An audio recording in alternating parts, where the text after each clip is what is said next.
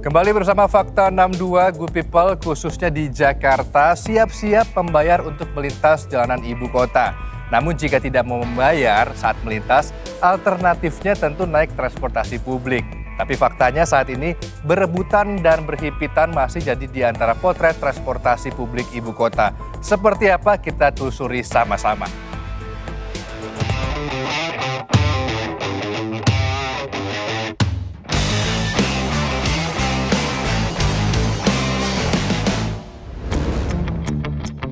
Setelah menerapkan sistem ganjil genap untuk menguraikan kemacetan, kini Pemprov DKI Jakarta juga akan menerapkan sistem Electronic Road Payment atau ERP alias jalan berbayar di 25 jalan di DKI Jakarta.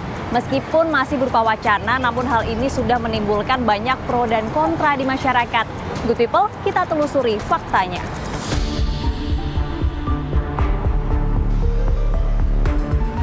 Mengurai macet jadi tujuan. Di antara targetnya, warga beralih gunakan transportasi publik dalam beraktivitas sehari-hari.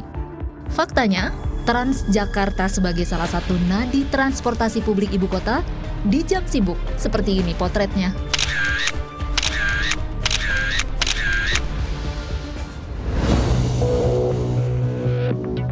Kereta komuter sebagai penyambung ibu kota dengan sejumlah wilayah satelit 11-12 faktanya.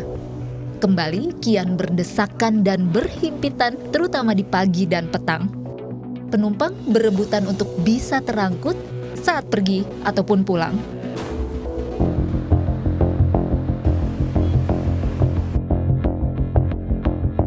Penerapan sistem ERP ini bertujuan untuk menguraikan kemacetan dan ada harapan nantinya banyak masyarakat yang masih menggunakan kendaraan-kendaraan pribadi untuk beralih ke transportasi umum. Nah, sekarang pertanyaannya, seberapa siap sih pemerintah kemudian akan menyediakan armada transportasi umum yang memadai beserta seluruh sistemnya dan juga komponen pendukung untuk memenuhi kebutuhan warganya?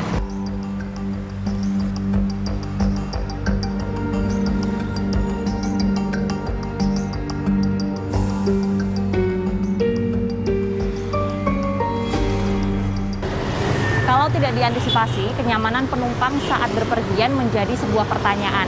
Dan mungkin ini salah satu alasan mengapa masih banyaknya warga yang memilih untuk menggunakan kendaraan pribadi dibandingkan transportasi umum.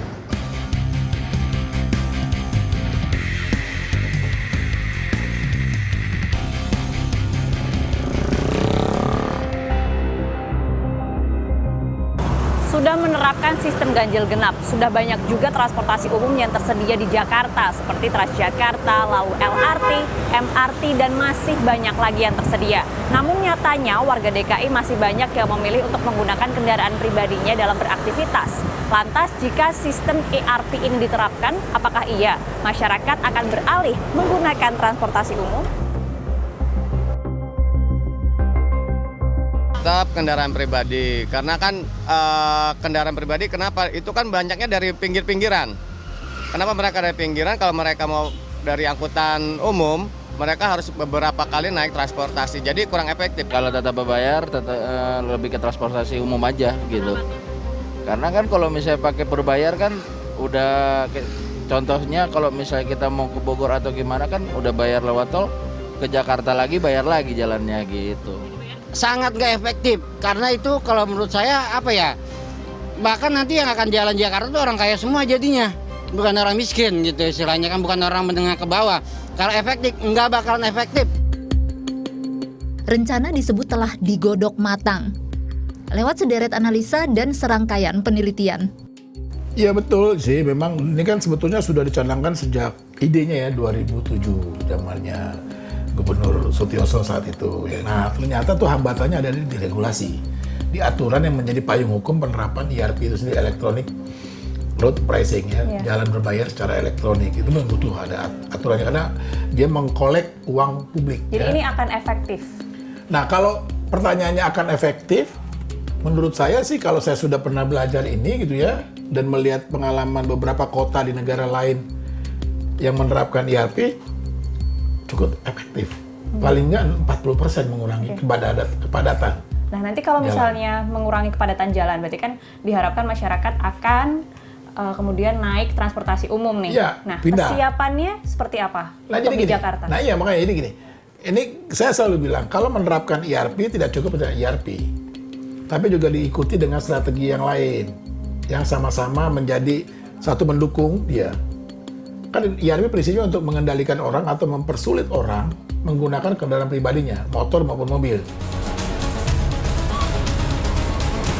Ya, faktanya jalanan ibu kota sudah lebih kapasitasnya.